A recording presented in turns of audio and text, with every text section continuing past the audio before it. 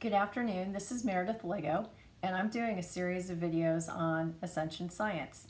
Much of the content that I'm bringing forward I've been able to get from a being called Ascended Master Hilarion, who I've been able to create a connection with, or a quantum entangled connection with, in which I'm basically having a two-way conversation with him. I do it usually when I'm meditating or shortly after meditation. Sometimes, the desire to get up and start doing this work happens sort of in the wee hours of the morning because my brain is in the right sort of frequency band in order to create a connection.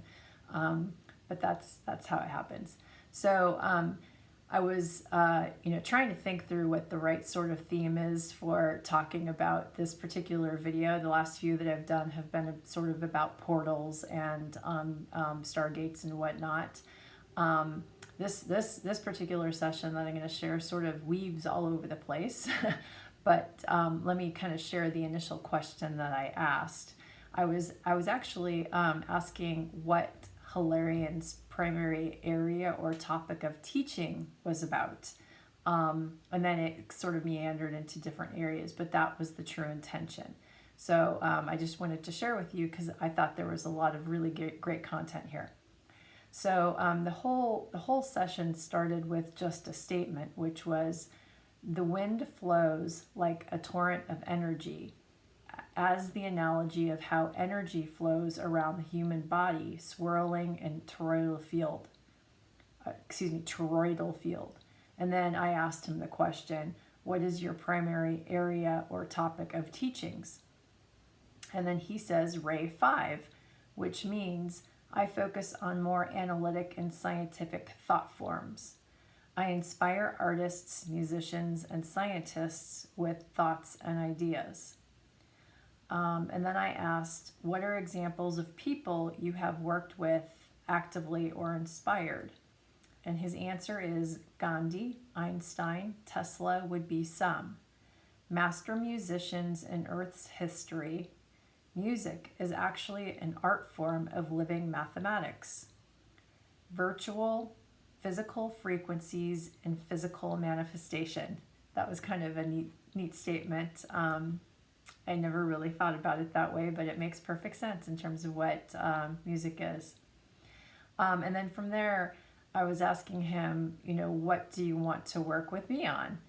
And then he basically said, living library of spiritual thinking to shape the truth in humans after a period of darkness. There has been much ignorance shaped by darkness. Ignorance blinds the inner sight and the mind with hatred and fear. Superstitions cause mild men to act in wild streams of energy that are wasteful to the benefit of peaceful society. And then I asked him, I thought all actions are learnings. So in other words, there is technically no good or bad, there's only learning. So then I asked, is not a quote-unquote bad event an opportunity for growth in others? And the reason I asked this question, and it would go back to some previous videos that I did on the whole concept of, when sort of like we're individual manifestations of consciousness having an experience. And then every time we have an experience, we sort of, have the experience, process it or go through it, process it, and then sort of reintegrate that experience in for, a new perspective and a new learning. And that helps sort of us evolve as conscious beings. So whether it's sort of a quote unquote good experience or a bad experience, we still learn, and we're able to take that learning back to the collective whole, because we're really one being, having individual experience, but every learning sort of goes into the repository of the learnings for everybody to benefit from when you can tap into it. And that's best amplified through the 100th monkey effect. So if you haven't looked that up, I encourage you to look up more information about the 100th monkey effect and actually how that happens within the morphogenic field. So his answer to me is that, well, yes, this is true, Chela. And again, Chela is nothing more than a spiritual student. Yet, to progress modern society, humanity must come to a point of neutrality of thought, emotion, and belief. The swirl of emotions create actions which are harmful for progression. While souls learn, it has really shaved down the ascension evolution of many. Earth is meant to be a laboratory to facilitate growth of the emotional body. The human body was evolved for such a purpose, to have a strong emotional body. This has been a gift and a curse to many souls moving through this classroom. A gift because emotion allows for more extremes in the polarity of free will choices. There are extreme emotional feelings tied with every choice. It's not just a mental decision, it's an emotional decision. Fear, shame, insecurities often drive free will decision making. To master fear is an enormous movement towards liberation and movement in the soul's ascension journey. Emotion also is a gift, as it has allowed for the development of such beauty. Humans can manifest amazing art forms by feeling emotions, both high and low vibrational frequencies. Yet, it is also a curse when it hamstrings the progression. It seems that humans feed on the emotions of others. Human egos literally create a feeding frenzy when emotions are consumed with lower vibrational frequencies like fear and hatred. It causes the mental bodies to be very myopic in thought and not open to the infinite possibilities of creation. Fear begets more fear. It feeds on itself. As a result, humanity has not progressed as rapidly into the galactic sisterhood and brotherhood. The souls with the human avatar bodies also become trapped in an endless web of karmic energies that have kept many asleep and separate from Source and their true natures. We, and many higher service to self beings, are eager to liberate the soul from this cycle of soul evolution. Yes, all souls will eventually ascend, but we wish for a more peaceful collaboration in the 3D physical reality. The fear traumatizes the emotional and physical bodies. The fear and separation in many have caused unhealthy physical bodies and mental health issues. As a result, the soul does not have enough time in the physical environment to learn mastery of ego, personality, and emotional intelligence.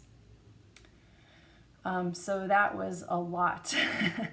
And, it was amazing as I was hearing it.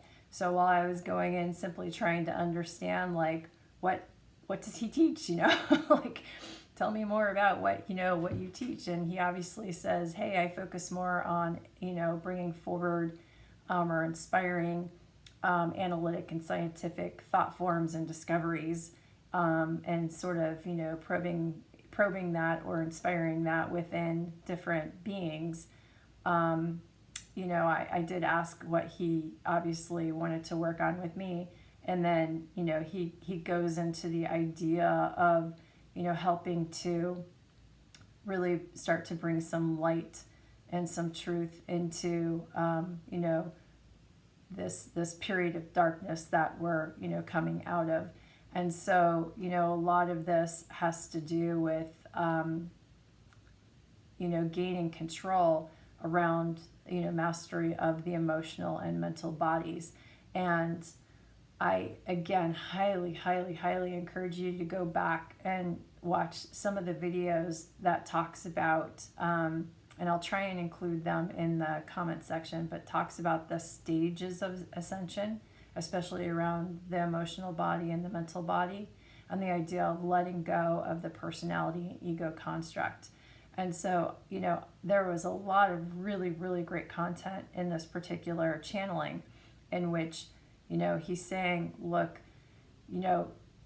you're in this wonderful school right now, and it's meant to help you learn mastery over the emotional body.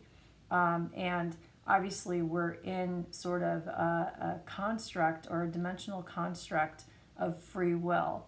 And, we're making free will decisions in a set of very polarized energies between hot and cold, good and bad, love and hate.